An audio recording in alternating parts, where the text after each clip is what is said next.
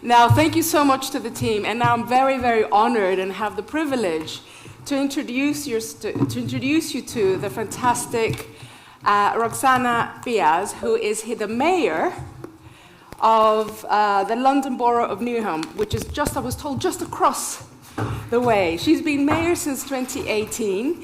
Can I tell you also, she is an OBE. Do you know what an OBE stands for? Order of the British Empire. Only a few select individuals get the honor. We are humbled to have you with us. She has an ambitious agenda to drive bottom-up economic growth, and Newham has actually been shown to be one of the most diverse boroughs, counties, if you like. Is that the right way of explaining what a borough is for our international group?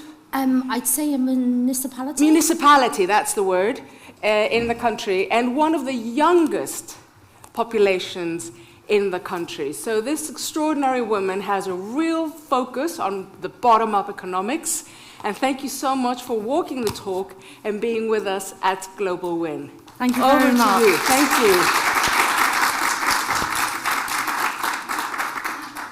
I'm both privileged and humbled, and I feel quite blown away by your kind words. Ladies, welcome to the Queen Elizabeth Park and Plexel and the Innovation Centre, and also welcome a stone's throw away to Newham. And I have one of my colleagues here who's been recently elected through a by-election as a councillor for one of our wards in the municipality of the London Borough of Newham. Councillor Blossom Young, but and I've she literally, I think, has been a councillor for 8 weeks now. About that. Yeah, and she's hitting the ground running and very much demonstrative of the amazing power that women can bring to civic and public life and politics.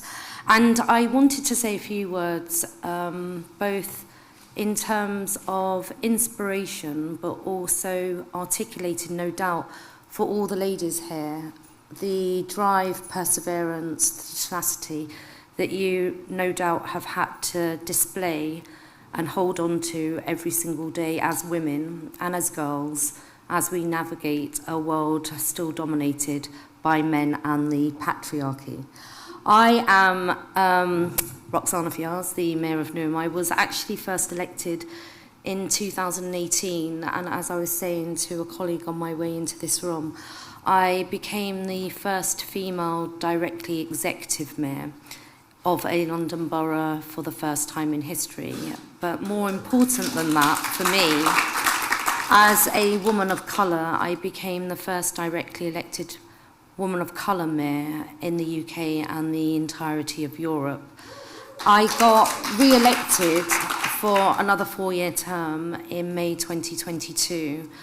And since that time, and from the point at which I commenced my mayoralty back in 2018, I've been very, very clear as well as determined that women need to shine through. I'm sure each of us in this room have your own personal testimonies about how we've got to challenge misogyny, that everyday sexism, and the patriarchy that posits that women like us from our backgrounds, that dream big, whose parents, mothers especially, told us that we are lions and that you don't need permission to be a leader, we're being held back by men who occupy positions of safety and power and entitlement and of privilege. And breaking glass ceilings is not a once every 4 years endeavour. It has to be performed and practiced every single second, every single day, every single week, every single month, especially when you have the honour and the privilege to serve people. I grew up in Newham. I am a child of immigrants that came to this country with the hope of a better and a brighter future, like so many of that generation in the early 60s. They faced hostility, as migrants still do in this country and the world over. They wanted to work hard, to do well, to contribute to communities and wider society, and do good for their families, including their daughter. I've never forgotten my roots. I looked around as I grew up, attending school, the way in which children from marginalised and communities of colour were being held back in our education systems, in our ability to access opportunity, dampening our spirit, being codified because of our colour, and being navigated to do particular types of labour because that is what society assumed we were only good for. I have had to challenge all of that, as I have done with my sisters, because we're part of a global movement. And in my role as the mayor, I've been really clear that if I am going to be a mayor for social, economic and environmental justice, women have to be at the heart, and young women especially.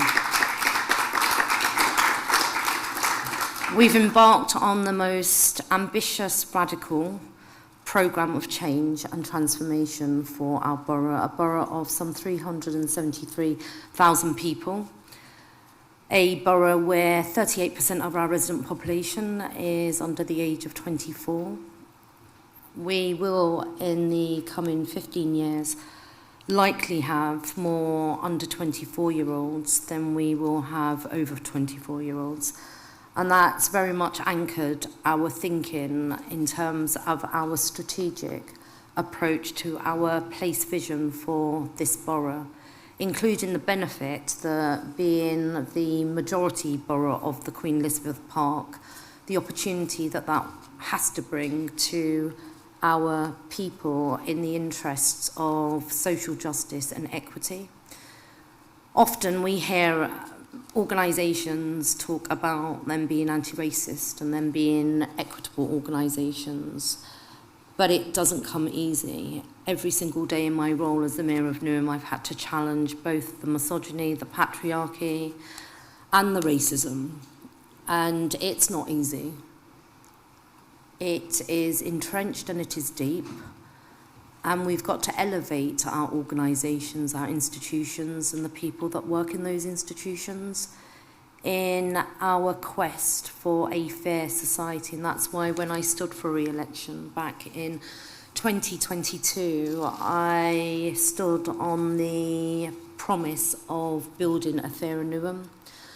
And what that means at its heart is entrenching an equitable approach to sustainability, where we've embraced just transition with climate emergency in our response, and acknowledging that our people, our communities, a borough where some 242 languages and dialects are spoken, literally a community that represents the world and has a connection to every single country in the world. And so it's even more delightful that I'm here speaking with you all in solidarity for our collective endeavour as a global community of women. So welcome and thank you so much for organising your event here.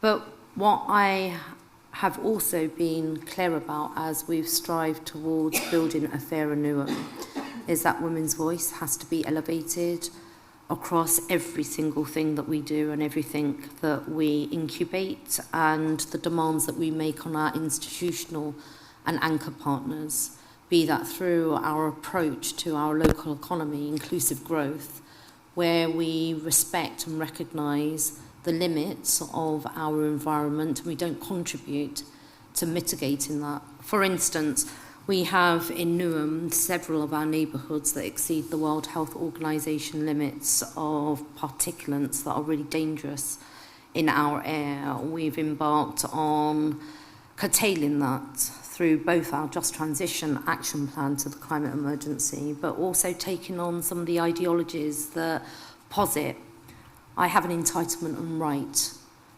to drive whichever car I want, wherever I want, through residential streets, harming the air that our children breathe. We have 4,500 children that are hospitalised each year for severe respiratory conditions.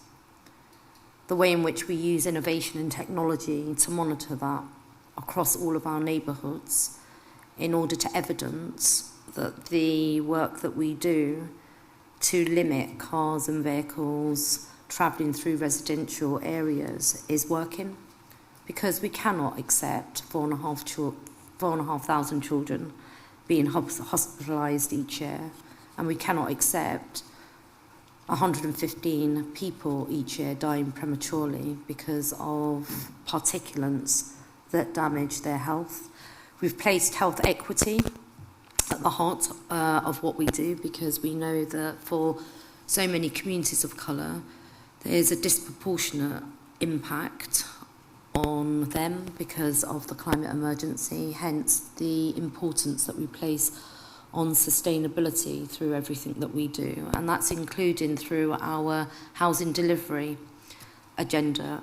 We've got amongst the highest number of families living in temporary accommodation. It's a major risk for us. We are facing over the next 3 years a forecast overspend or overreach on our existing budget of some £175 million.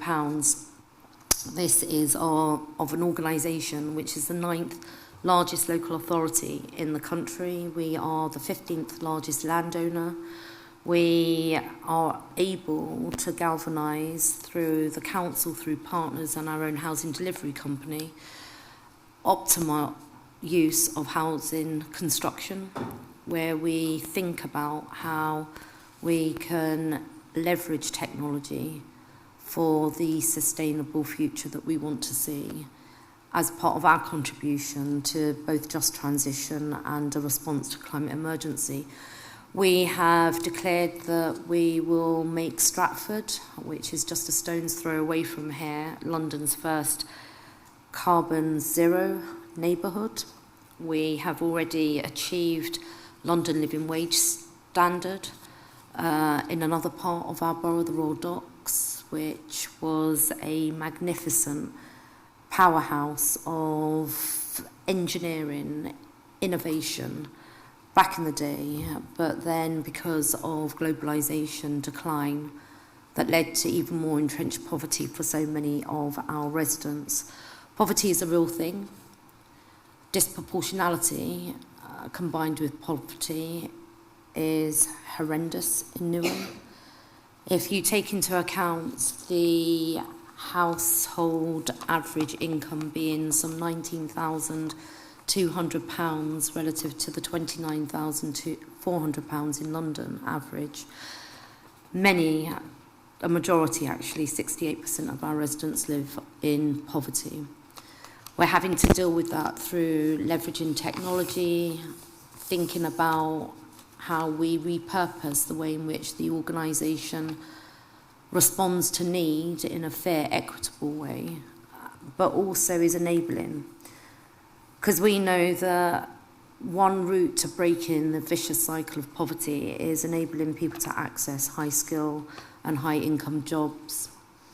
I grew up in this borough, as I mentioned earlier. I was always encouraged, spread your wings and fly and leave the borough. I don't want to fly and leave the borough. I want to fly, and I am flying, but I want all of our kids to have opportunities here, because without our young people who are leaving with the most impressive results from school, we're in the top 5 of municipalities in the whole of the UK, where exam results and SAT results are amongst the best. People from outside of the borough are clamouring to get their kids into our top 6th form colleges. So that's a huge pipeline of talent that we've been investing in, because we're committed to embedding and entrenching an inclusive growth economy where everyone will benefit. We've rejected the trickle-down that doesn't want to preserve the planet. despite the existential threat that climate emergency faces to the whole of humanity. And we've made a declaration that we are going to mount a war against poverty. And that's the reason why over the last 3 years, working with so many talented colleagues at the council, including my colleague sitting at the back, Omid Shiraji, who's an advisor to our Newham data economy work and has been working with Shift and the London Legacy Development Corporation and the University of College London. Here in this part of London, we've been reimagining what Newham could be for our young people, because we've made it really clear that we want Newham to be the best place in the world for a child and young person to grow up. And that has to include opportunities, and opportunities for girls and women, because for far too long, the systemic structural inequality facing women because of their gender has held them back. So our intent is to incubate through a variety of innovations, interventions, partnership work, including through Shift, a whole raft of opportunities in the new economy that is emerging, high skilled, highly paid, lifting people out of poverty and enabling people to spread their wings, fly high, reach their ambitions, pursue their aspirations, but stay in our borough to reinvest that social value and that talent here to really once and for all address the structural inequalities and inequities that exist, particularly those that are gender-based.